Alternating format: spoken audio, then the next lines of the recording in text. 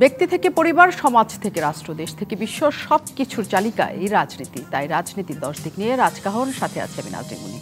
নিবেদন করছে জিপিএচ ইস্পাত। মরুভূমির তাপ এখন নাতিশীতোষ্ণ বাংলাদেশে। তপ্ত মরুর দেশগুলোতে এই সময়ে যখন সর্বোচ্চ তাপমাত্রা রেকর্ড হচ্ছে 26 থেকে 38 ডিগ্রি সেলসিয়াস, তখন বাংলাদেশে তাপমাত্রা 43 ডিগ্রি ছুঁই ছুঁই। অসহনীয় গরমে অসুস্থ হয়ে দেশের হাসপাতালগুলোতে বাড়ছে রোগীর সংখ্যা। তীব্র তাপপ্রবাহের কারণে দেশব্যাপী জারি করা হয়েছে হিট অ্যালার্ট। ইতিমধ্যে হিট স্ট্রোকে কয়েকজনের মৃত্যু হয়েছে। আবহাওয়া অধিদপ্তরের পূর্বাভাস বলছে, চলতি মাসের বাকি সময় জুড়ে তো বটেই, মে মাসের প্রথম সপ্তাহ ধরে সারা দেশে থেমে থেমে এমন তাপপ্রবাহ বয়ে যাবে। আর অতি উষ্ণ ও আর্দ্রতার বিপদ থাকতে পারে জুলাই আগস্ট পর্যন্ত। মহাকাশ গবেষণা সংস্থা নাসা সহ পৃথিবীর উল্লেখযোগ্য আবহাওয়া পর্যবেক্ষক সংস্থা বলছে, 1850 সাল থেকে বর্তমান সময় পর্যন্ত 2023 সাল ছিল পৃথিবীর ইতিহাসে উষ্ণতম বছর। গবেষকরা বলছেন, তাপমাত্রায় 2023 সালকেও ছাড়িয়ে যাবে 2024 সালের সামনের দিনগুলো। আসলে কতটা ভয়ঙ্কর হতে যাচ্ছে সামনের দিনগুলো? মধ্যপ্রাচ্যের সকল দেশ থেকে বাংলাদেশের তাপমাত্রা ঊর্ধ্বমুখী কেন? পৃথিবীর যেসব স্থানে তাপমাত্রা 50 ডিগ্রির বেশি, বাংলাদেশও কি সেই রকম হওয়ার আশঙ্কা আছে? দিন দিন ভয়ঙ্কর এই আবহাওয়ার জন্য দায়ী কি কেবলই প্রকৃতি? এইসব নিয়ে আলোচনায় আজ রাজকাহন স্টুডিওতে আছেন প্রধানমন্ত্রীর ব্যক্তিগত চিকিৎসক এবং মেডিসিন বিশেষজ্ঞ এমিরেটাস অধ্যাপক ডক্টর ABM আবদুল্লাহ, আছেন ব্র্যাক ইউনিভার্সিটির এমিরেটাস অধ্যাপক ও জলবায়ু বিশেষজ্ঞ ডক্টর আইনুন নিশাত, এবং আছেন আমাদের সাথে বাংলাদেশ আবহাওয়া অধিদপ্তরের সাবেক পরিচালক ও সার্ক আবহাওয়া গবেষণা কেন্দ্রের সাবেক পরিচালক মোহাম্মদ শাহ। দর্শক আছেন আপনারা আমাদের সাথে। আমরা আবহাওয়ার এই বিরূপ স্বভাবের বাইরেও আমরা আজকে জানার চেষ্টা করব কেমন করে এই গরম থেকে নিজেকে একটু সুস্থ রাখতে পারবো আমরা, সেই বিষয়েও অনেক কিছু। অনেক ধন্যবাদ দর্শক যারা আমাদের সাথে যুক্ত হয়েছেন, এবং ধন্যবাদ জানাই অতিথি যারা আমাদের সাথে যুক্ত হয়েছেন। আমি শুরুতেই মোহাম্মদ শাহ আলমের কাছে চলে যেতে চাই, তিনি সাবেক পরিচালক বাংলাদেশ আবহাওয়া অধিদপ্তর। অনেক ধন্যবাদ আপনি আমাদের সাথে যুক্ত হওয়ার জন্য। যে পরিস্থিতি আসলে এখন তৈরি হয়েছে আমাদের দেশের জন্য, এই পরিস্থিতি বলা হচ্ছে সামনে আরও বড় ধরনের তাপের মধ্য দিয়ে এই দেশকে যেতে হবে। ঠিক কত হতে পারে বাংলাদেশের তাপমাত্রা এবং কেন এই পরিবর্তন? অ্যাকচুয়ালি আমরা বিষয়টাকে ওভাবে চিন্তা না করে কত হবে এই সিদ্ধান্ত করা যাবে না। এই কারণে যাবে না, এটা বিভিন্ন প্যারামিটারের উপর নির্ভর করবে। তবে যে তাপমাত্রা বেড়ে যাচ্ছে এটাই আমাদেরকে মেনে নিতে হচ্ছে। কেন বেড়ে যাচ্ছে সেগুলো বহু বিধ বিষয় আছে। তার মধ্যে প্রথমত অবস্থা হয়েছে ক্লাইমেট চেঞ্জ হয়ে যাচ্ছে। এই ক্লাইমেট চেঞ্জ হওয়ার জন্য আমরা সকলেই দায়ী, সারা পৃথিবীর মানুষই দায়ী ক্লাইমেট চেঞ্জ হওয়ার জন্য। তারপর আমাদের লোকাল কতগুলি সমস্যা আছে, যেমন সমস্যাগুলি হচ্ছে আমরা উন্নত দেশে পরিণত হচ্ছি, আমাদের খাদ্য অভ্যাস পরিবর্তন করতেছি, আমাদের বাসস্থান পরিবর্তন করতেছি, আমাদের ট্রান্সপোর্ট পরিবর্তন করতেছি। এ সমস্ত থেকে আমরা যে পরিমাণ তাপ পাচ্ছি তাতে আমাদের লোকালাইজড হিসাবেও আমরা অনেক তাপমাত্রা বেড়ে যাচ্ছে। তো আমরা প্রতি বছরই এটা দেখি যে তাপমাত্রা কোনো কোনো সময় কমে, কোনো কোনো সময় বাড়ে। তাই এর অর্থ এই নয় যে তাপমাত্রাটা একটানা বাড়তেই থাকবে, কোনো কোনো সময় কমতেও পারে। তাই কমার ভিতরে আমাদের সবচেয়ে বিষয়টা হচ্ছে যে আমরা 36 ডিগ্রির উপরে যখন তাপমাত্রা হয় তখন আমাদের নানাবিধ সমস্যার সম্মুখীন হতে হয়। তা আমাদের দেশে প্রায় সময়ই 36 ডিগ্রি তাপমাত্রা এপ্রিল মে মাসে থাকে, এবং এখান থেকে দেখা যাচ্ছে 36-এর উপরে উঠে যাচ্ছে 37, 37, 38, এবং কোনো কোনো সময় এর বড় সমস্যা হচ্ছে একদিন টেম্পারেচার 2 ডিগ্রি বেড়ে গেল, এটা কোনো সমস্যা হচ্ছে না, কারণ পরের দিন সে ভুলে যাচ্ছে, তার প্রভাবটা অত পড়ে না। কিন্তু একটানা যদি 10 দিন তাপমাত্রা বাড়তেই থাকে, যেমন এবছর বাড়তেছে 7 দিন একটানা বেড়ে গেছে, তারপরে গতকালকের একটু কমেছে, আজকের একটু কমেছে, বিভিন্ন জায়গা থেকে আধা ডিগ্রি, 2 ডিগ্রি, 1 ডিগ্রি এরকম কমেছে। এটা আর একদিন পরে আবার দেখা যাবে এই টেম্পারেচার বাড়তি হচ্ছে, তাতে দেখা গেল এখানে 43 পর্যন্ত চলে যেতে পারে এই স্পেলটাই।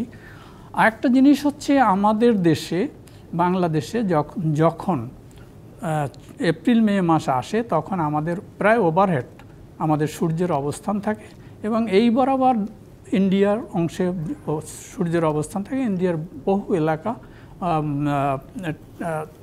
তাপপ্রবাহ থাকে সেই সব জায়গা থেকে, এবং সাধারণভাবে দেখা যাচ্ছে আমাদের দেশে যখন এই টাইমে পশ্চিমা বাতাসটা বেশি আসে তখন এই তাপটা আরও বাড়ে। এটাকে আমরা হিট ওয়েভ বলতেছি।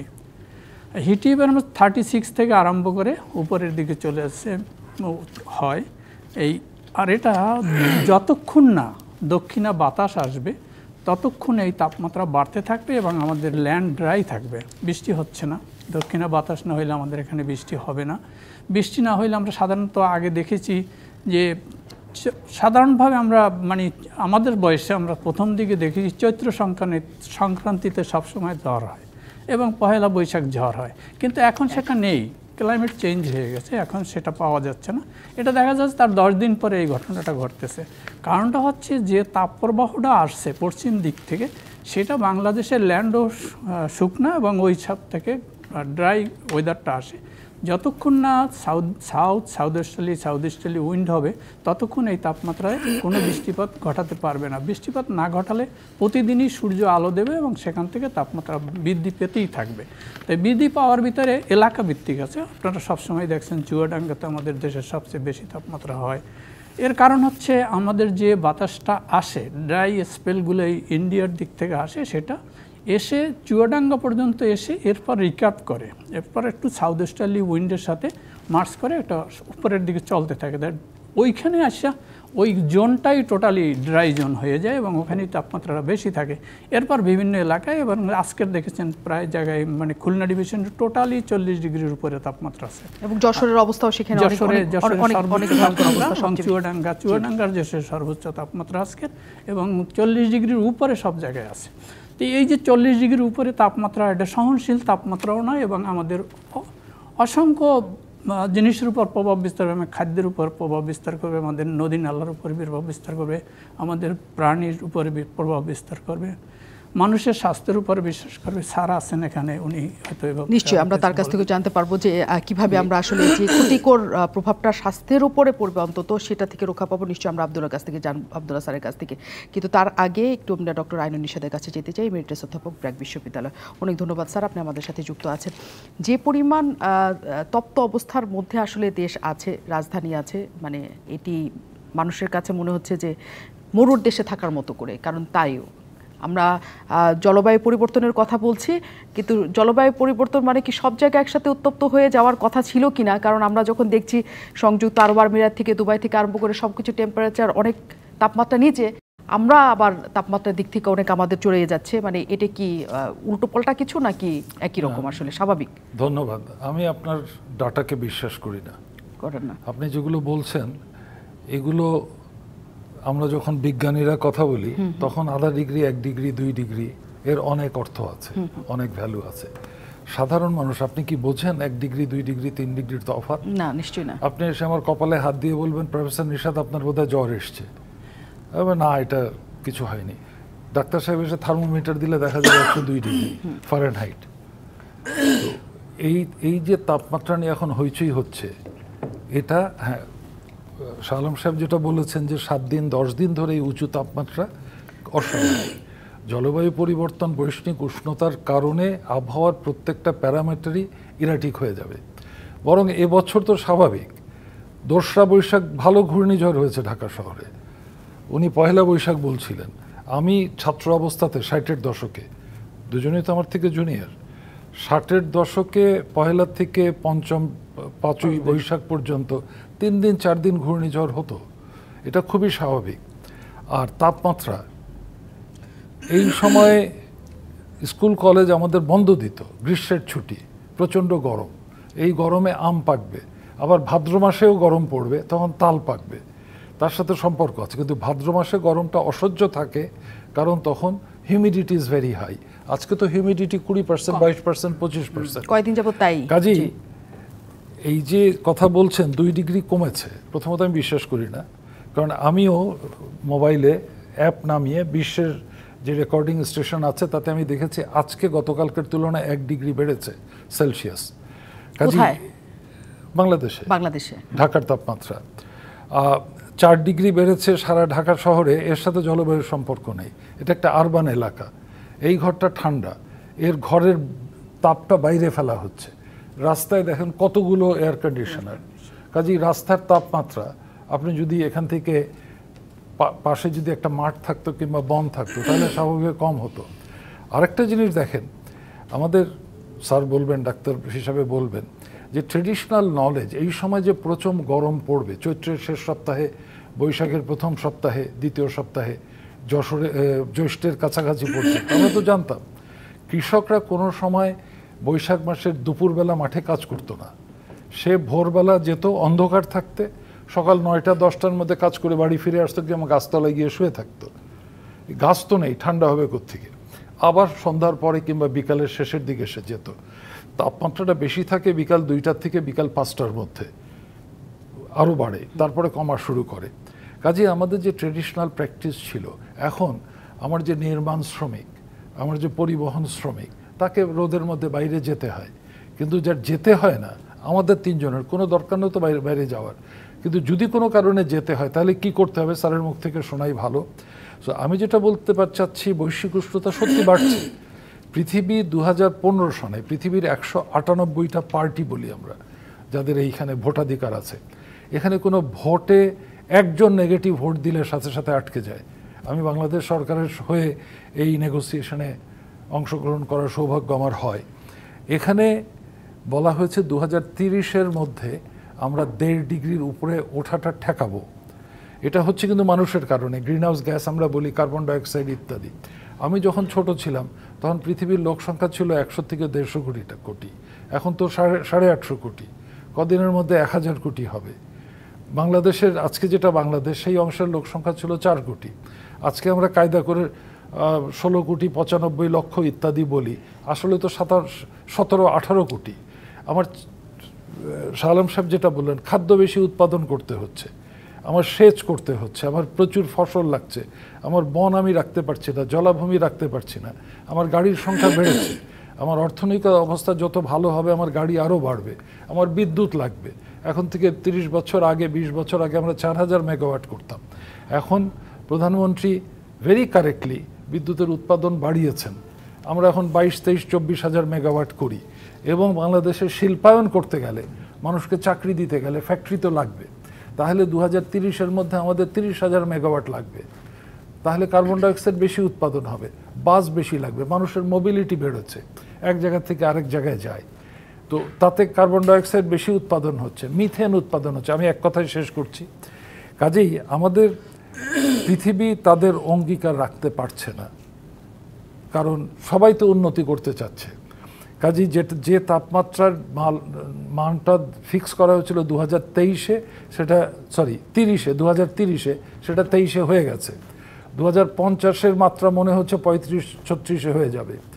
যদি 2 ডিগ্রির উপরে ওঠে, তাহলে আমাদের দেশে যে নর্মালি খাদ্য হয়, ধান যে হয়, গম যেগুলো হয়, ভেজিটেবল, এগুলোর উৎপাদন অর্ধেকের থেকেও কমে যাবে। সো পৃথিবী জুড়ে খাদ্য প্রবলেম দেখা দেবে, লবণাক্ততা বাড়ছে, স্বাস্থ্যের বিশেষ সমস্যা, মানুষ দেশান্তরী হবে। এটা হবে ধরে নিয়ে আমাদের প্রস্তুতি নিতে হবে। দোষ কার, এইটা ঠিক করে ওই দোষীদেরকে শাস্তিও দেওয়া যাবে না, তারা এই দোষ করতেই থাকে। স্যার, আপনি কি মনে করেন যে যা কিছু হচ্ছে তা এখনো পর্যন্ত সেটা সমাধান করা সম্ভব কিনা, নাকি এটা আসলে হাতের বাইরে চলে গেছে? বাইরে যাচ্ছে। মনে রাখতে হবে এই সমস্যাটা গতকালকের সমস্যা, গত পরশু কিংবা আজকে কিংবা আগামীকালের সমস্যা না। এটা আমরা এই জন্য বলছি যেতে তরুণদেরকে ইনভলভ করতে হবে। এখন থেকে 20 বছর 30 বছর পরে অবস্থা আরো খারাপ হবে। সেটাই, এখন সবকিছু আমাদের উন্নয়নের জন্য তো সকল কিছুই করতে হবে, তার সাথে আমরা পরিবেশের দিকে আসলে নজর দেওয়া হয়েছিল কিনা প্রথম থেকে এবং এখনো পর্যন্ত, সেই প্রশ্নের উত্তর নিতে স্যার নিশ্চয়ই আমি আপনার কাছে আসব। কারণ বলা হয়ে থাকে শুধুমাত্র ঢাকা শহরেই 21 লাখ ভবন আছে, যার বেশিরভাগই কোনো রকম আইন মেনে, সবুজ রক্ষা করে কোনো কিছু করে করা হয় নাই। তার মানে দায় কি শুধু প্রকৃতিকেই দেবো, নাকি উন্নয়নকে দিব, নাকি কাকে, সেই আলোচনায় নিশ্চয়ই স্যার আপনার সাথে যাব। তার আগে একটু যাই আমরা, এমিরেটস অধ্যাপক ডক্টর ABM আব্দুল্লাহ আছেন আমাদের সাথে, তার সাথে আমরা একটু স্বাস্থ্যগত খবরটা নিয়ে আসি, কারণ হিট স্ট্রোকে অনেক এখন মারা যাচ্ছেন। অনেক ধন্যবাদ স্যার, আপনি আমাদের সাথে যুক্ত হয়েছেন। এবং অনেকেই জানেন না যে এই হিট স্ট্রোক থেকে কোনটা হিট স্ট্রোক আসলে, এবং কখন আমি মারাও যাওয়ার মতো অবস্থা আমার তৈরি হতে পারে, এবং আমরা আসলে কি করতে পারি। প্রথমে স্যার আপনার কাছ থেকে আমার এটা জানার। ধন্যবাদ আপনাকে, শুধু দর্শকদের শুভেচ্ছা জানাই, স্বাগত জানাচ্ছি। আমার সঙ্গে তো 2 জন বিশিষ্ট আলোচক, সবাই আপনার চেনেন তাদেরকে, আমি তাদের সঙ্গে থাকতে পারি খুব আনন্দিত, গর্বিত। আমি ডিবিসি কর্তৃপক্ষকে ধন্যবাদ জানাই এরকম একটা সুন্দর আলোচনার অনুষ্ঠান আয়োজন করার জন্য। এটা খুব দরকার, এখন সমসাময়িক, খুবই দরকার, টাইম ডিমান্ডিং।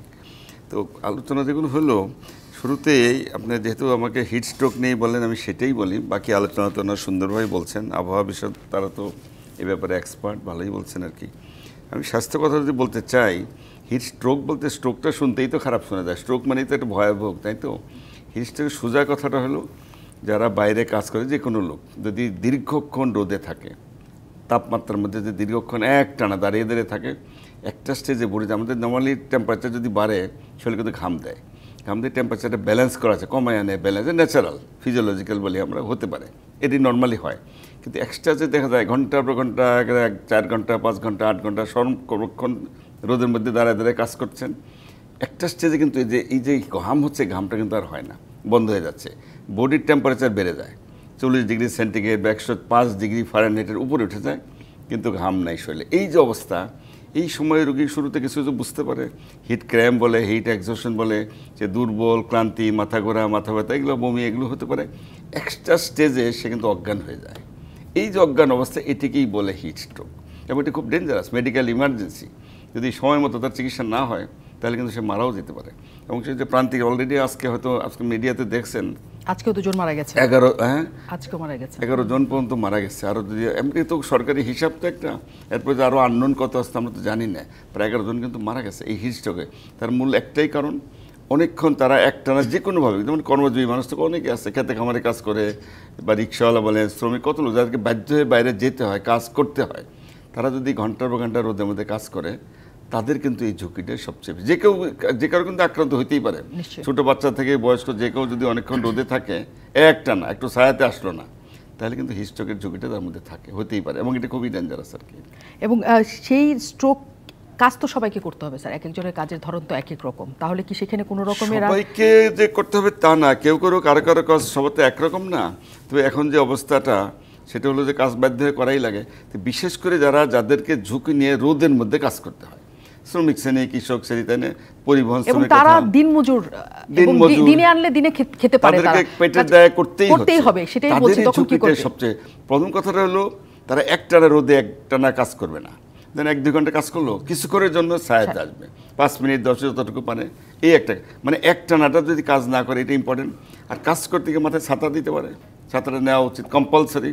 অথবা দেন গ্রামে যদি দেখবেন ক্যাপের মতো ওটা বিভিন্ন নাম আছে এগুলো আর কি, তাল পাতা, বিভিন্ন পাতা দিয়ে বানায়, এইটা করতে পারে, তাকে তো প্রোটেকশন, মাতাল, এটাতে প্রোটেক্ট, এক এক জায়গায় ভিতরে নাম আছে, এটা করতে পারে, করা উচিত আর কি। তাহলে ছাতা অন্তত ব্যবহার করতে পারেন, মাতাল ব্যবহার করতে পারেন, কাপড়গুলো যেন একটু লুজ হয়, এটাও টাইট যেন কাপড় না হয়। কাপড়গুলো কিন্তু কালার বেশি কাপড়ে হিট লসটা কিন্তু হতে দেয় না, সাদা কাপড় বা একটু কম যেগুলো কালার, এগুলো কিন্তু হিট লস করা যায়। আরেকটা হলো, এই সময় তো ডিহাইড্রেশন হয়, প্রচুর পানি বের হয়ে যায়, পানির সাথে লবণ বের হয়ে যায়, তাকে কিন্তু প্রচুর পানি পান করে, পানি না শুধু, পানির মধ্যে একটু লবণ মিশিয়ে যদি পান করে, আমরা ওর স্যালাইন খেতে পারি, অন্য যে কোনো তরল যে কোনো খেতে পারি, কিন্তু একটু লবণ মিশিয়ে নেওয়া উচিত, সিম্পল জিনিস। ওর স্যালাইন খেলে ওর মধ্যে লবণ থাকে, সোডিয়াম ক্লোরাইড, বাইকার্বনেট, এগুলো থাকে। যাই হোক, এগুলো যদি করতে পারে, তাহলে কিন্তু এটা প্রিভেনশন করা সম্ভব, করা উচিত। এই যে অঘটন করছে, অনেক লোক মারা যাচ্ছে, অনেকে হয়তো জানেও না এটা যে কী করা উচিত, কাজ করছে, পেটের দেয় যে কথা বলেন, কাজ তাকে কাজ করছে তো করছেই, কিন্তু একটু যে ছায়াতে আসতে হবে, এই হয়তো বুঝেই নাই বা না বুঝেই কাজ করে যাচ্ছে আর কি, পড়ে যাচ্ছে। বিশেষ করে ধরেন যারা বয়স্ক মানুষ বা যারা রুগী, বিভিন্ন রোগে ভোগেন, হার্টের রোগী, কিডনি রোগী, লিভারের রোগী, স্ট্রোকের, কত রোগী তো, ডায়াবেটিসের রোগী, বা যারা ধরেন প্রতিবন্ধী, বা যে কোনো কারণে যাদের বডির ইমিউনিটিটা কম, তাদের ঝুঁকিটা তো আরও বেশি আর কি। সেই জন্যই যে কথাটা আমি বিভিন্ন সময় বলে আসছি, এখনও বলছি, একটানা কেউ রোদের মধ্যে কাজ কিছুক্ষণের জন্য হলেও ছায়াতে আসবে, প্রচুর পানি। আবার এটাও কিন্তু বলতে হবে, পানিটা যেন আবার বিশুদ্ধ হয়। রাস্তাঘাটে কত রকমের সর্বত্র ভর্তি, এটা আমি সবসময় বলে আসছি, একেবারে ওই যে একে তো এটা তৃষ্ণার্ত হয়ে পিপাসা মিটাতে গিয়ে আবার ডায়রিয়া বা এই জাতীয় রোগ হয়ে, পানি বাহিত রোগ নিয়ে আরেক ঝামেলা তৈরি, এবং হাসপাতাল কিন্তু অলরেডি রোগীতে সরালাম। একদম এই বিষয়টাও আপনার কাছে একেবারেই জানতে চাই, বিশেষ করে শিশুদের যে অবস্থা, সেই অবস্থাটাও অনেকখানি করুণ হয়েছে। কিন্তু তার আগে জানতে চাই, যেমন করে ডক্টর আইনুন নিশাত বলছিলেন যে বিশ্বব্যাপী যে সংকট তৈরি হচ্ছে, সেই সংকটের মধ্যে আমরা পড়েছি, কিন্তু সেই সংকট কত জটিল পরিস্থিতি তৈরি করবে সেটাও তারা বলছিলেন। আমরা কি আসলেও আমাদের হাতের নাগালের বাইরে সব চলে গেছে, নাকি আমরা এখনো চাইলে কিছু করতে পারি? আমরা বিরতির পর জানতে ফিরছি। অনেক ধন্যবাদ দর্শক আমাদের সাথে যুক্ত হওয়ার জন্য। আবারও স্বাগত জানাই সবাইকে। রাজ কাহন কাহনে আজ আমরা আলোচনা করছি ভয়ঙ্কর গরম থেকে বাঁচার উপায় কি এবং তা জানারও চেষ্টা করছি এবং কেন এই তাপমাত্রার মধ্যে দেশ তা বোঝার চেষ্টা করছি আমাদের অতিথিরা যারা আছেন সম্মানিত তাদের কাছ থেকে। আমরা মোহাম্মদ শাহ আলমের কাছে আবার একটু যেতে চাই। যে প্রশ্নটি আসলে এসেছিল ডক্টর আইনুন নিশাত যেটা বলছিলেন যে ডিগ্রি তাপমাত্রা তো আসলে জনগণ বুঝে না, যদিও এটা মাপের স্কেল, জনগণ বোঝার চেষ্টা করে যে কত হলো আজকে, কিন্তু তাদের কাছে তো খুব বড় ধরনের নেই। কিন্তু এই স্কেলের মধ্যে পড়ে আমরা যতটুকু বুঝি যে এই উত্তপ্ত সময়গুলোতে মধ্যপ্রাচ্যের দেশগুলোতে সবচেয়ে বেশি তাপমাত্রা থাকার কথা, কিন্তু আজকেও আমরা যখন আমরা দেখেছি যে সৌদি আরবের তাপমাত্রা 30, আমরা দেখছি কাতারের তাপমাত্রা 29, আমরা দেখছি আরব আমিরাতের তাপমাত্রা 27-28-এর মধ্যে ওঠানামা করছে, আর আমাদের তাপমাত্রা 42। মানে এটা কেন? অ্যাকচুয়ালি আপনি সবগুলি কথার সাথে আরও কিছু কথা যোগ করতে হবে। ওখানে তো ওয়েদার খারাপ হয়ে গেছে, বৃষ্টি হয়েছে অনেক, হ্যাঁ, বৃষ্টি হওয়ার জন্য টেম্পারেচারটা কমে গেছে। হ্যাঁ, এটা আপনাকে বুঝতে হবে যে ওখানে 5 দিন ধরে বৃষ্টি হয়েছে এবং সারা শহর তলিয়ে আছে, সেই জন্য তাপমাত্রাটা উঠতে পারছে না এবং ক্রমান্বয়ে ওই দেশগুলিতে টেম্পারেচার কমে যাচ্ছে। এটা ঠিক, আগে 50 ডিগ্রি উঠতো, এখন 45 ডিগ্রি ওঠে, কমে যাচ্ছে। তার কারণ হচ্ছে তাদের বহু গাছগাছরা লাগানো হয়েছে, সেখানে ওয়েদার সিস্টেমটাকে একটু চেঞ্জ হয়ে আসছে, বৃষ্টি হচ্ছে। আগে বৃষ্টি হতো না, এখন বৃষ্টি হচ্ছে। এ কারণে আমাদের দেশের মানুষের তাপমাত্রার স্কেল হিসাব করার প্রয়োজন নেই, কারণ হচ্ছে কি স্কেল তো ওর তো বডিতেই বুঝতেছে তাপমাত্রা বেশি, এটা বুঝতে পারতেছে, রৌদ্র গেলেই তাপমাত্রা বেশি আছে কিনা এটা বুঝতে পারে। জনগণকে নিয়ে আর সমস্যা না, সমস্যা হচ্ছে জনগণ যে কাজগুলি করে তাদেরকে আমরা কোনো উপকার করতে পারি কিনা সেটা। জনগণ তো কাজ করবে, তাপমাত্রা বাড়লেও কাজ করবে, সে বের হবে। ওই যে ছাড় ডাক্তার আবদুল্লাহ সাহেব বললেন যে ও সকালবেলা করে, আইনুল ইসলাম বললেন সকালবেলা কাজটা করবে, ওরা ওদের মতো করে ফেলতে পারবে, কিন্তু তাপমাত্রা ক্ষতি যেগুলোই হচ্ছে সেইটা তো আমরা রক্ষা করতে পারবো না। যেমন ফসলের ব্যাপক ক্ষতি হয় তাপমাত্রা বেড়ে গেলে, বিভিন্ন ধরনের সময়, কোনো সময় তাপমাত্রার জন্য ক্ষতি হয়, কোনো সময় বৃষ্টির জন্য ক্ষতি হয়, এগুলোই এক একটা সময় এক একটা কারণে এটা ক্ষতি হয়। সেই ক্ষতিটা এই তাপমাত্রা যখন বেড়ে যায়, যেমন এবছর আম কমে যাচ্ছে, তার কারণ হচ্ছে ও এমন একটা টাইমে তাপমাত্রা বাড়ানো আরম্ভ করেছে, ও ফেব্রুয়ারি মাস থেকেই তাপমাত্রা বাড়ানো হয়েছে এবং বৃষ্টি হয়নি। এ কারণে তাদের মুকুলের ভিতরে এই সমস্ত জিনিস যেতে পারে না, যেগুলি ময়েশ্চারের দরকার সেটা হয়নি, আমগুলি ঝরে গেছে। এটা সিম্পল কতগুলি জিনিস আর কি। এই ফসলগুলি এভাবে বিভিন্ন ধরনের নষ্ট হয়। আর জনগণের হচ্ছে, জনগণ তাপমাত্রাটা মাপবে না, জনগণ তাপমাত্রা শুনছে, সব জায়গায় শুনছে। এখন তো শোনার জন্য অসুবিধা নেই, তাদেরকে মোবাইল আছে, রেডিও আছে, টেলিভিশন আছে, সবাই শুনতে পারছে তাপমাত্রা বেড়ে গেছে।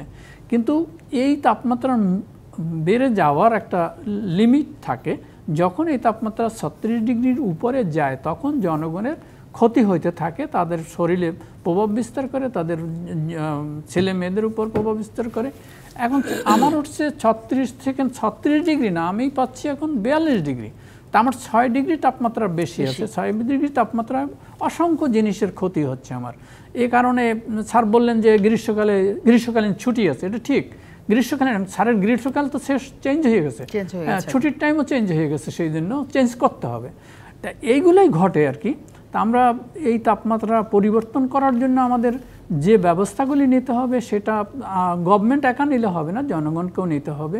এটা মানে প্রথমে তো বলছে আমরা উন্নত দেশে যাচ্ছি, সুতরাং আমাদের অসংখ্য জিনিস নূতন হবে, সেখানে তাপমাত্রাও নূতন হচ্ছে, এটা কোনো অস্বীকার করার উপায় নেই। পাশাপাশি সেই ব্যবস্থাটা, সেটা নিয়ন্ত্রণের ব্যবস্থা, নিয়ন্ত্রণের জন্য এখন আমি যদি সারা দেশে এসি চালাইতে থাকি, এসির বাতাস বাইরে বেরোবে, সেটা গরম বাতাস বের হবে। আবার আমি গাড়ি চালাচ্ছি, সেখানেও গরম বাতাস বের হচ্ছে। আমি নিজে সূর্য থেকে গরম বাতাস বেশি পাচ্ছি, আমার ওয়েদার সিস্টেম চেঞ্জ হচ্ছে, সেজন্য বাতাস পাচ্ছি। তা আমার সবগুলি বাতাস মিলে আমি একটা অসহায় অবস্থার ভিতর থাকতেছি। এবং এই অবস্থাগুলো থেকেই আসলে বাঁচার জায়গা এখনো আছে কিনা ডক্টর আইনুল ইশাতের কাছে আমি সেই প্রশ্ন নিয়েই রাখতে চাই। যে কথাটি বলে গিয়েছিলাম স্যার, যে 29 লাখ ভবন এই ঢাকা শহরকে কিনে, যদি ঢাকাকে আমরা চিন্তা করি, এবং বলা হয়ে থাকে এই ঢাকা শহরে নাকি শুধু 4% জায়গা আছে যেটা খোলা, গাছ আছে 7%-এরও কম, যেখানে 25% থাকার কথা যে কোনো জায়গায়। উন্নয়ন তো হবে, কিন্তু এদিকে কি আমরা আসলে নজর দেওয়ার কেউ ছিল না? আপনারা সবাই বড় বড় মানুষ, সব পরিকল্পনার মধ্যে সবসময় থাকেন, রাজধানীটারই এই অবস্থা কিভাবে হলো? ধন্যবাদ। আপনি মধ্যপ্রাচ্যের কথা বললেন, আসলে আমার ফ্যাক্টটা বুঝতে হবে। ওদের সবচেয়ে গরম থাকে জুলাই, অগাস্ট, সেপ্টেম্বর মাসে। আমার সময় তো সেপ্টেম্বরে কম। কাজেই কোথায় কখন নর্মাল টেম্পারেচার কী এবং কেন পরিবর্তিত হচ্ছে একটা কথা উনি বলেছেন যে বাতাসের গতিবেগ, আমরা এটাকে বলি গ্লোবাল সার্কুলেশন মডেল, মানে যে বাতাসের গতিপথ কিন্তু বদলে গেছে, সমুদ্রের পানির স্রোতও বদলে গেছে। যেমন আগে এই কক্সবাজারের লাবণী পয়েন্ট থেকে টেকনাফের মাথা পর্যন্ত একটা জায়গায় সমুদ্র ভাঙতো, এখন 6টা জায়গায় ভাঙে। বাতাসেরও গতিপথ বদলে গেছে। এখন থেকে 40-50 বছর আগে শ্রীমঙ্গলে প্রচণ্ড গরম পড়তো, এখন সেটা পড়ছে না, বাতাসের ডিরেকশন বদলে যাওয়াতে। এখন যশোর, খুলনা, সেখান থেকে চুয়াডাঙ্গা পর্যন্ত আসছে। বাতাস তো পুরো দেশ জুড়ে যায় না, ওটা কতগুলো স্ট্রিমে যায়। আমরা যে মডেলিং করি যখন, তখন স্ট্রিমের মাধ্যমে মডেল করি। তো এইটা বুঝতে হবে, এবং সেজন্যে এই যে ফিলস লাইক, এইটাই হচ্ছে গোলমেলে। কারণ আজকে যখন আমার টেম্পারেচার 38 কি 39 কিংবা 40, তখন কিন্তু ফিলস লাইক 44, 45, 46। ওটা কিন্তু ওই বাতাসের জন্য, বাতাস মিডল ইস্ট থেকে গরমটা নিয়ে আসছে।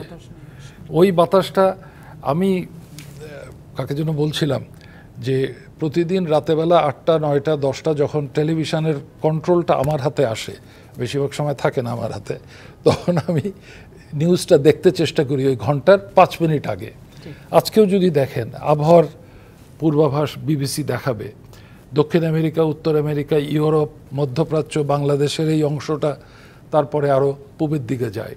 আপনি দেখবেন আজকে যদি দেখবেন যে সৌদি আরবিয়া, দুবাই, ওদিক থেকে গরম বাতাসটা এসে ইরাক, ইরান, পাকিস্তানের দক্ষিণ দিক দিয়ে কোনো কোনো সময় ভারতের দক্ষিণের উপর দিয়ে প্রবাহিত হয়। আর আজকে আমি কালকে দেখেছি এটা শ্রীলঙ্কার নিচ দিয়ে ঘুরে এসে ওই দক্ষিণা বাতাস, যেটা শাহ আলম সাহেব বললেন, ওই দক্ষিণা বাতাস দিকে বাংলাদেশের দিকে আসার চেষ্টা করছে। সত্যিকারই তো একদম মধ্যপ্রাচ্যের বাতাস। এখন আগে এই সাবজেক্ট পড়াতাম এক সময়, তখন ছেলেদের সাথে বাজি ধরতাম যে 15ই মে বরগুনাতে বৃষ্টি হবে, কারণ ওই বাতাসটা এসে পৌঁছতো। ঢাকায় বৃষ্টি হবে 2রা জুন, দিনাজপুরে বৃষ্টি হবে 1 জুলাই। এই নিয়মটা নেই। আগে যে 6টা ঋতু ছিল, প্রত্যেকটা ঋতুর একটা ধর্ম ছিল, ডেট ফিক্স ছিল। এইটা বদলে যাওয়াতে বৈশ্বিক উষ্ণায়ন যেটা হচ্ছে, তাতে সবচেয়ে বেশি ক্ষতিগ্রস্ত হচ্ছে উদ্ভিদ জগৎ। তাপমাত্রা বেড়েছে তো মাত্র 1.5 ডিগ্রি। আমরা ভয় পাচ্ছি এটা 30-40 বছর পরে এটা 3 ডিগ্রি হয়ে যাবে। আর আপনার প্রশ্নটাকে আমি একটু ঘুরিয়ে করছি, এই তাপমাত্রাটা কি বাংলাদেশ কোনোভাবে কমাতে পারবে? উত্তর হচ্ছে না। কারণ যে কারণে এই বৈশ্বিক উষ্ণতা হচ্ছে, তার অর্ধেক ভাগ আমরা দায়ী। বাংলাদেশ যদি একেবারে গাড়ি ঘোড়ার সব বিদ্যুৎ উৎপাদন সব বন্ধ করে দেয়, তাহলেও পৃথিবীর কিছু হবে না। এইটা আমরা এক্সপিরিয়েন্স করতে পারতাম। সেই জন্যে বাংলাদেশ যেটা বলছে, আর যেটা বলছে পৃথিবীও বলছে বাংলাদেশকে, তোমরা অ্যাডাপ্টেশনের জন্য প্রোগ্রাম নাও, যেটা নেওয়া শুরু হয়েছে। আমরা বৈশ্বিক কিছু অর্থ পাই, বাংলাদেশ সরকার নিজেই একটা অর্থায়নের ব্যবস্থা করেছে ক্লাইমেট চেঞ্জ ট্রাস্ট ফান্ডের মাধ্যমে। এখন এগুলোর সুষ্ঠু ব্যবহার হলে, মানুষের আন্ডারস্ট্যান্ডিং বাড়ানো হলে যে তুমি ভাই গরমের মধ্যে যেও না। এখন ওই যে কথাটা বলা হচ্ছে, এখানে সরকারেরও ভূমিকা আছে। আমি এখন থেকে 50 বছর আগে যদি গরমের সময় ছুটি পেয়ে থাকি, এই গরমে বেরোনো যাবে না, এখন হঠাৎ করে ছুটি দেয়া হলো, এটা একটা অদ্ভুত, তাই না? আমি তো মনে করি এটা normal action of the government. এবং কিন্তু যে ছুটির ক্যালেন্ডারটা পরিবর্তিত হওয়ার কারণে, এই যে আপনি বলছেন যে ঋতুগুলি আর ঠিক সময়ের মধ্যে আমরা পাচ্ছি না, ঠিক সময় আছে। এইটা চৈত্র মাসের শেষ সপ্তাহে, বৈশাখ মাসের প্রথম সপ্তাহে গরম পড়বে, অতটা বদলায়নি, 1.5 ডিগ্রি বেড়েছে। আমরা বুঝতেছি না কতটা বদলাচ্ছে। এটা আমরা যারা কাজ করি, গবেষণা করি, আমাদের কাছে এটা একটা বিরাট ব্যাপার। আমি যেটা শুধু আপনি যে সুযোগে বলতে চেষ্টা করছি, সরকারকে আইন করতে পারে না যে নির্মাণ শ্রমিকরা সকাল 10টার থেকে বিকাল 6টার মধ্যে কোনো কাজ করবে না। তার তো 8 ঘন্টা কাজ করার কথা, সকাল 6টার থেকে 10টা 4 ঘন্টা, আবার বিকাল 6টার থেকে রাত 10টা। বাতি জ্বালিয়ে কাজ করতে পারে না, ইটের ভাটাতে কি কাজ করতে পারে না?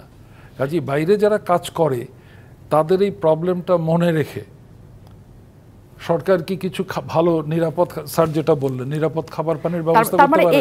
এই তাপমাত্রা থাকবে, এটাকে মাথায় রেখে পরিবর্তন করতে হবে পরিকল্পনার, যে কেমন করে কে চলবে। আমি ডাক্তার এবিএম আব্দুল্লাহর কাছে আসতে চাই। যে কথাটি তার কাছে বলে যাচ্ছিলাম, যারা রোদে কাজ করে তাদের হিটস্ট্রোক হওয়ার সম্ভাবনার আশঙ্কার জায়গা আপনি একই সাথে বলছিলেন, কিন্তু এই গরম সবাইকে ছুঁয়ে যাচ্ছে।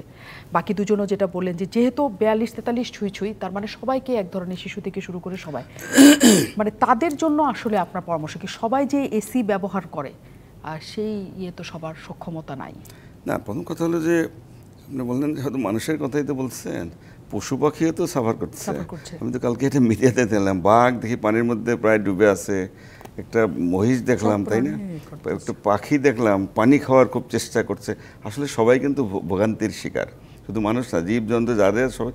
আর এছাড়া তো ধানের কথা বা এগুলোকার ফসলের কথা তো বলাই হলো, এগুলো তো অনেক কারণ আছে। আপনি যে ঢাকার কথা বললেন, এগুলো তো অনেক কারণ রয়েছে। এটা তো শুধু বাংলাদেশের সময়, সারা পৃথিবীতে বৈশ্বিক সমস্যা এটা।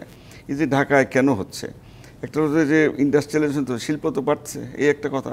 গাড়ি বাড়ছে, তার ধোঁয়া টোয়া সে পরিবেশ, এগুলো তো বাড়ছে, কার্বন ছড়ে যাচ্ছে, কার্বন ডাইঅক্সাইড, এগুলো তো ভবনের আশেপাশে 1 ইঞ্চি জায়গাও নাই। যেটা ইম্পর্টেন্ট, এই যে আরবানাইজেশন, শহর যে হচ্ছে, এটা হলো অপরিকল্পিত, শহরটাই বেশি। গাছপালা তো কেটে সাবার করছেন, এক দিদি বীজ কিছু লাগাচ্ছেন, এই বীজ গাছ হইতে 10 বছর লাগবে, এর অনেকগুলো গাছ তো কেটে ফেলছে আর কি। ঢাকায় দরকার, ঢাকায় বলছেন 8% অ্যাভারেজ মানে আসছে, কিন্তু আসলে দরকার 20-25। তো এখন যারা এগুলো করছেন, তারা যখন করেন তখন কি পরিবেশের দিকে চিন্তা ভাবনা করছেন কিনা, এদের যে একটা আফটার ইফেক্ট কী হবে, এইসব চিন্তা না করার ফলে কিন্তু আমরা সবাই ভোগ করছি, এটা ঠিক, এটা অস্বীকার করার উপায় নেই। যাই হোক, আমি আমার সাবজেক্টে আসি। এছাড়া আরও ধরেন খাল বিল, সব তো বিল জলাশয়, এগুলো তো ভরাট করে সব বাড়ি করছে, এগুলো তো দরকার। এগুলো যদি না হয় তাহলে এর জন্যই স্যার বলছিলাম যে পুরোপুরি আসলে বৈশ্বিক কারণটাই এক না, আমরাও এর জন্য অনেকখানি দায়ী। সেটা কারণটা এক না, দুইটা। একটা হলো যে প্রাকৃতিক দুর্যোগ একটা আছে, এটা নতুন না, যে গরম, আমাদের স্যার যেটা বারবার বলতেছে, এটা তো চিরন্তন। এটা আমরা তো সামার ভ্যাকেশন ওই সময় হয়তো চৈত্রকালে মাটি ফেটে বাইরে, এগুলো তো আগেও ছিল, নতুন করে কিছু কিন্তু হয় নাই। হঠাৎ করে কয়েকদিনের একটু বাড়াতে হয়তো বা মিডিয়াতে একটা প্রচার প্রচার হয়েছে, মানুষের মধ্যে ভয় ভীতিটা ঢুকে গেছে। গরম তো আমরা যুগ যুগ দেখেছি, সামার ভ্যাকেশন আমরা তো ছোটোবেলা থেকেই দেখছি, ছুটি তো হয়, এটা হইতেই পারতো, এটা নর্মাল কাজ, এটা এমন কিছু না। যাই হোক, তারপর আমি রোগ ব্যাধি নিয়ে কথাগুলো বলি। আচ্ছা, ওই কথা যেটা বলতে চাচ্ছিলাম, জলাশয় পূর্ণ হচ্ছে, সব বাড়ি ঘর সব উঠতেছে, নদীও তো তার নাব্যতা হারাচ্ছে, সেখানেও পানি। আর নদীর কিছু কিছু নদীর পানি, বুড়িগঙ্গে যদি যান, ওটা তার পানি নাই, দেখবেন যে আলকাতরা বোধ হয়ে গেছে, তাই না? ওই পানিতে 100 মানুষ খাইতে, অজু গোসল কত কিছু, ওই জায়গায় কেউ নামবেও না, এই অবস্থাতে। অর্থাৎ পরিবেশ তো বিভিন্নভাবে দূষণ হচ্ছে। যাই হোক, আমার সাবজেক্টে আসি, যে কথা বলতে চাচ্ছি, এই যে গরম, সবাই শ্বাস কষ্ট করছে, ছোটো বাচ্চা থেকে বয়স্ক যে কোনো মানুষকে ঝুঁকির বাইরে নাই সবাই। এই জন্য যেটা পরামর্শ, যেটা যেমন যে একটা তো হতে পারে যে ডিহাইড্রেশন বললাম, পানির শূন্যতা, এটা হতে পারে। আবার এই যে আজে বাজে খেয়ে ওপেনে যে খাওয়া দাওয়া, মানে সেগুলো তো ভেজাল, কত রকমের, যে রোজার মধ্যে অনেক মনে আছে, ইফতারের সময় দেখছি, এবং রোজার পর এই গরমের জায়গাটা শুরু হয়েছে, এগুলো খাচ্ছে, পানীয় শরবতের নামে কত কিছু খাচ্ছে। তো বিশুদ্ধ পানীয়ের তো অভাব রয়েই গেছে। যারা খায়, তারা তো খায় বা পান করে, তৃষ্ণা তো তারা হয়ে গেলে যা পায় তাই খাচ্ছে। একদম স্যার, আমি আরো পরামর্শ নিতে আপনার কাছে আসতে চাই একদম শেষ মুহূর্তে। আমরা একটা বিরতির পর ফিরছি। অনেক ধন্যবাদ দর্শক সাথে থাকার জন্য। আমরা শেষ মুহূর্তে একটুখানি সময় নিয়ে এসেছি জানার জন্য যে আমরা আসলে কেমন করে এই গরম থেকে বাঁচবো এবং নিজে থেকে রক্ষা করব। আমাদের সাথে অতিথিরা আছেন, আমরা একটু যেতে চাই। মোহাম্মদ শাহ আলম, এই কষ্ট আর কয়দিন থাকবে, মানে কতদিন পর্যন্ত মানুষের নিজেকে তৈরি রাখতে হবে? না, টেম্পারেচারের আপনাকে অসংখ্য ধন্যবাদ এই জন্য যে কতদিন পর্যন্ত আমাকে এই কষ্ট করাবো আমরা, সেই কথা জানার জন্য। তো এখানে কোনো শুভ কোনো ফল নেই, এই জন্য আমরা অ্যাকচুয়ালি এপ্রিল মাসে যে ঘটনাটা ঘটে সেটা ঘটছে এখন, এর মাঝখানে একটা ব্রেক হবে, মানে কম টেম্পারেচার একটু কমে যাবে, মে মাসে আরও টেম্পারেচার বাড়বে এবং লং ওয়েভগুলোই যখন আসে তখন 13-14 দিন পর্যন্ত দুই এক জায়গায় টেম্পারেচার 40-এর উপরে থাকবে। এই থাকাটাই হয়েছে আমাদের বড় সমস্যা হবে। তখন সমস্ত জায়গা ড্রাই হয়ে যাবে, ল্যান্ড ফেটে যায়, তখন এটা আমরা মে মাসে ওই সময় সব ফসল শেষ করে ফেলে পুরো মে মাস জুড়েই কেমন, পুরো মে মাসেই গরম থাকে, সব বছরই ছিল। কোনো বছর যখন 36 পর্যন্ত থাকে তখন ওটা কোনো সমস্যা হয় না। 36-এর উপর উঠে গেলে সবাই জানতে পারে এবং সবাই শরীরে অনুভব করে, খাদ্যে অনুভব করে, রাস্তায় অনুভব করে, পশু পাখি অনুভব করে, সবাই অনুভব করে। ওই জন্য ওইটা একটা বেশি দেখা। তার মানে মে মাসটা পর্যন্ত একই রকম আমাদের প্রস্তুতি রাখতে হবে। আপনার মূলই হচ্ছে হবে মনসুন সেট হবে 10ই জুন, 10 জুন পর্যন্ত আমাদের ওয়েট করতে হবে। 10 জুন কেন হবে? এখন সে মাদাগাস্কারে আছে, মাদাগাস্কার থেকে আসবে, আস্তে আস্তে ওইটুকু সময় লাগবে 10 জুন পর্যন্ত। ডক্টর আইনুন নিশাত, উন্নয়নের কথা বলছিলেন, যেগুলো তো আমাদের করতেই হবে, কিন্তু তারপরও এই পরিবেশটা রেখে, ঠান্ডা রেখে, তাপমাত্রাকে নিয়ন্ত্রণে রেখে বোধহয় উন্নয়নটা করা যেত। ধরেন একটা রাস্তাকে এখন 2 লেন আছে, এপাশেও গাছ ওপাশেও গাছ, অনেক পুরনো গাছ, বড় বড় গাছ, কে বা কারা বুদ্ধি করলে এটাকে 4 লেন করতে হবে, দরকার 4 লেন দরকার আছে। এখন রাস্তাটা এই 2 লেনকে এদিকেও একটু বাড়ানো এদিকেও একটু বাড়ানো, কেন রে বাবা? তুমি এইটা 2 লেন রাখো, এ পাশের গাছগুলো টিকে থাকলো, এই পাশে আরও 2 লেন বানাও, ও পাশের গাছগুলো মধ্যের মিডিয়ান গাছ হয়ে গেল, ওই পাশে নতুন করে গাছ লাগাও। কাজেই এই যে পরিকল্পনার সাথে যারা জড়িত 90% গাছ কিন্তু তারা টিকায় রাখতে পারে। এইগুলো স্থানীয় ক্ষমতাশালী লোকগুলো গাছগুলোর প্রথমে বাকল কেটে ফেলে ইত্যাদি করে ওটাকে শুকিয়ে ফেলে। আমলারা এটার জন্য রেডি, ইঞ্জিনিয়াররা রেডি, আমি ইঞ্জিনিয়ারদেরও দোষ দিচ্ছি, স্থানীয় প্রশাসন রেডি, স্থানীয় রাজনীতিবিদরা রেডি। আপনার রাজকাহনের রাজনীতিবিদদের কথা বলতে হয়, তারা সবাই মিলে এই সর্বনাশটা করে। এবং আজকে যিনি গাছ লাগাচ্ছেন, আপনার এই অনুষ্ঠানে আমাকে জিজ্ঞাসা করা হয়েছিল যে বজ্রবিদ্যুৎ ঠেকানোর জন্যে সরকার এত লক্ষ তাল গাছ লাগাচ্ছে।